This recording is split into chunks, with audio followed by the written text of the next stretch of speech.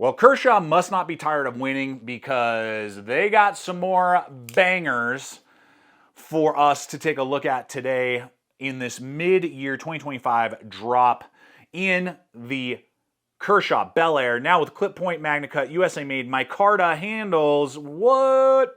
And the Remnant micarta handle scale push button lock manual folder. What is going on, blade lovers the world over? Welcome back to another blade review here at Gideonstactical. I am Aaron, hanging with you guys today.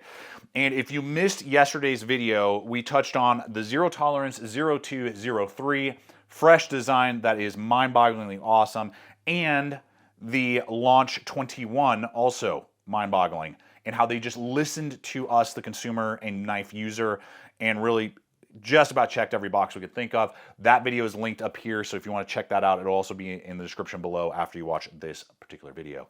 Now, let's go ahead and dive right in. When the Belair came onto the scene, I don't know, is it 2 years now? Man, was it a winner. And it has been, I believe, one of Kershaw's best-selling blades since it came out, because we got Magna Cut steel, aluminum handles. They updated and refreshed a pocket clip design. Really nice. Crossbar Duralock, all USA made. I mean, let's go. And you could get it for, get ready for this, much less than the BUGOUT. Yeah, I know, it's definitely supposed to be like a BUGOUT killer, probably. So, I mean, we've done a couple videos recently about that, tagged out. You can go check those videos out, super fun. But anyway, I mean, this is like 60 bucks, 160, excuse me, 160, you know, and we're looking 180 to 200, depending on variant, easily to get into the BUGOUT. So for an all-American Magna Cut blade, you cannot complain about that. But I know some people don't like the reverse Tonto, Warncliffe, whatever you want to call it, and the aluminum handle scales for all you folks over in Britain. Well, that's where this model now comes into play. Still Magna Cut steel, great HRC, 6264, let's go. But you have an insanely aggressive clip point now on a flat grind. Look at that. And it works, man, totally works. It is aggressive, it is stylish, totally digging it. And you get like a full flat tip, man. But with that really cool like smoke wash to it as well. If you did not like that original blade shape, now you got a second blade shape to choose from, and it's a workhorse. You can't complain about it. Right at about 3 inches blade length. Let's go all day. EDC perfection in the what you would look for in, you know, an EDC blade. And now you got full flat, and now you got high saber, and now you got two different blade shapes to choose from in Magna Cut steel. Leave a comment if you have not. I want to hear from those of you who have not gotten Magna Cut yet. And if so, why not? What's wrong with you? No, seriously. It's great. Is it the best steel in the world? No. It's a great balanced stainless steel, but it's not the best steel in the world. Of course not. Depends on the materials, the price point, all those things. Okay, so with that in tandem, another issue or desire that a lot of people had was the aluminum handle scales, myself included. I'm like, it's fine. I have many aluminum blades, but it's nice to have some tactile feel. Micarta, baby, and I love that color, micarta. It's probably green. It's clothy. It feels great. I can just get full real estate with the deep guard locked in, whoosh, fully in control. And I have 3 1/4 knuckle span from knuckle to knuckle right there. But the clothy feel, I just love micarta on my folders. And I will say that they need to also do G10 for both designs. They must start doing G10 handle scales for the original model and for this new design. They got to start releasing some of those too, and I think that they will, BenchMADE will be in serious doo-doo and in trouble with the BUGOUT if they can do that. And the best part, guys, is that the pricing has on this model is like, I think it's 166 last I checked.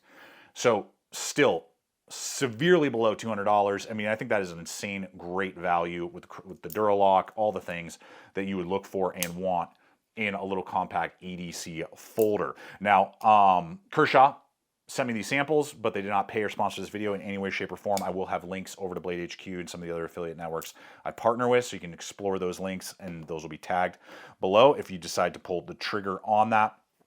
And leave a comment on what you think about the Belair. Do you prefer it over the BUGOUT? Or do you still prefer the BUGOUT? I'd love to know that question from you. Now, on the flip, we're going to take a look here at the Remnant. And what's that? Yukon Cornelius, that is so rude. Interrupting like that. And whoa, dude, you are strapped today. Let's go! And yeah, I'm super glad too that I got you from LA Police Gear a few years back. You know, just on a whim, just got it for myself and for my brother.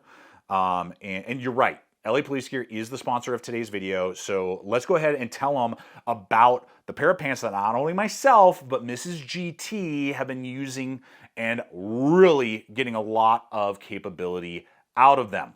And the pants I'm talking about are the BFE stretch pants by LA Police Gear in both men's and you got it, women's cuts. Mrs. GT enjoying those, especially when we're doing more rough and tumble stuff, going out on campouts, hiking adventures, taking Tommy the Trail Dog on his 13th birthday hike recently, doing one of his favorite activities. But what's really nice about these pants, regardless if they're the women's cut or the men's cut, is that LA Police Gear's goal was to give tough, comfortable, practical, and stylish pants, and these do just that. They look good. They don't look like tactical pants, but they have tons of pockets in all the right areas, able to carry your favorite pocket knife to EDC, but you can carry spare mags, even rifle mags in the main big pockets on the legs, and secondary pockets along with all the other features that you would look for in a quote-unquote tactical or rugged pair of pants. And with YKK zippers, double button waists, all those things that I look for, and even Mrs. GT, when we're doing more adventurous activities. And for all you guys who your wife is like, man, how come you get all the cool gear and apparel? This is a perfect opportunity for her and you to score a pair of pants and have capability to boot. And the bonus, check this out. I'm just going to pull this up right here. 4.5 on over 1,000 reviews. Let's go. So you guys know LA Police Gear always provides high value, high performing pants. So I'll have a link popping up here as well as in the description box below over to the LA Police Gear site so you can start checking it out. I'll have my exclusive promo code. That'll save you a little extra cash. So I invite you guys, hop on over, check them out. All right, excuse me, Yukon. I'm going to use that and this as competitive options here as we look at the Remnant. Okay, here we go. So here are some things that I really do like. There are a few things I'm a little, I don't know. So the first thing is that we have a 3¼ inch full flat grind blade, D2 steel. Precision is the name of the game. This is a very precise, wicked slicey folder. It's just going to cut, slice and dice. I even like, you can feel kind of the transitional plunge line right there, and they really did a good job with that. The grinding is excellent on this. And what's cool is the micarta. It's really nice. This is because I had tape on there. That was my bad, this weird discoloration right there. This is black micarta. We do have liners in there that have been skeletonized. This thing is nice and lightweight, and the push button lock, nice and fast. Okay, here's the first thing. Can you see that there? The button, the cut in and the angle to get the thumb stud is, you got to work on it. And if you're carrying this every day, you're going to dial it in, and obviously you can just push the push button and whip it open and close. But there's a very specific angle, and because the scales are pretty close to the thumb stud, they're scalloped but not deep enough. There have been many times where I try to hit the thumb stud and I slide off, and then I have to like reset and then really get after it. So it's not the most intuitive. I'm going to say that. Now it like explodes like an auto basically off of that geometry. It's literally the geometry of the angle. I mean, just explodes, and then you just push that push button lock and it collapses back in, nice, deep, buried. But I feel like there should have been, either they should have brought the thumb stud out just a little bit more, scalloped deeper, because it's really hard. You can, but it's tricky. I don't know. It's not the most intuitive deployment from the thumb studs, just going to be real. You got to get used to it. If you get used to it, I think you'll get, you'll know right where to hit it. But I mean, if you're off by just a couple degrees on the stud, it kind of, you slide off sometimes. So, but again, you can just do the push button, cool tube. They've done this on a couple of their models now. They have this like tubed pivot right there, and then Torx, on the other side. So that's cool. You can see the button, housing right there for the button lock. Zero complaints. Good stop bar back there. Let's just see the play. Oh, we definitely have a lot of play. There's definitely play side to side, solid up and down, but we definitely got like wee side to side, so just be aware of that. Now, the handle is nice and full and contoured. So I really like that. They definitely put some effort in the contouring. The shoulders have been milled. They did this cool plate. I always like when companies do that. Plate right here. They've done an enlarged Belair pocket clip, which is cool. They just literally copied that and then just made it enlarged. So I'm so glad to see that that is what they are doing. And then we have these two little like gold offsets with the flow through and obviously ambi. So zero complaints with the pocket clip. All those things are great. So honestly, really outside of just thumb stud geometry, which again, you just get used to it. And if this was your dedicated folder, it's not going to be a problem. I just want to make sure we understand though that so size, weight, design, all those things. Here's the thing. This is $80. $80? I don't know, man. For D2 steel, Chinese made, those tariffs are kicking in, I guess. I wanted to look it up just to see. I even though this is cool, for some perspective, in Nitro V, we have the CIVIVI, what is this? Conspirator, arguably one of my favorite push button folders of all time, 95 bucks. So for $15 more, we're getting micarta, we're getting a broader blade, you're getting Nitro V, which I prefer over D2, flipper, there's no, and like you can use the groove, and ambidextrous. Now the pocket clip on the Kershaw is better. But I mean, you are paying $15 more, 95 bucks. I remember those are 80. And then the BRAT is another example, 154 cm, integrated handle scale of G10, push button lock, flipper as well, 90 bucks, so $10 more, right? So, I mean, it's still cheaper, but I mean, we're starting to get up there, man, at 80 bucks. That's a hard, I don't know, 65 maybe for D2, maybe 70, 69.99.